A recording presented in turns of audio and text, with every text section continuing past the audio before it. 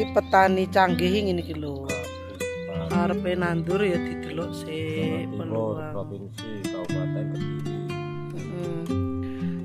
Tanam melon. Selengkapnya.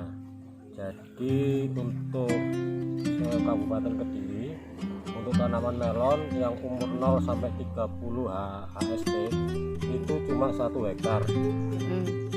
Yang umur di atas 60 belum ada. Lek umpamane saiki nandur, peluangnya jadi apa ora? Insya Allah peluangnya masih bagus untuk mendapatkan harga yang lumayan bagus.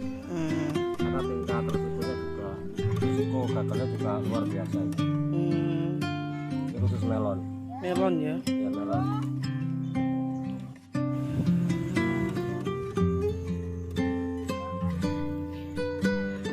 Ini petani ini canggih. Jadi memanfaatkan teknologi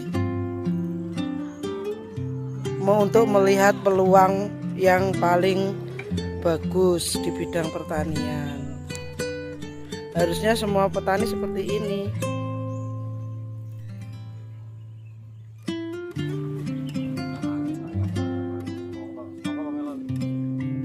Semangka melon sing apik sing ndi?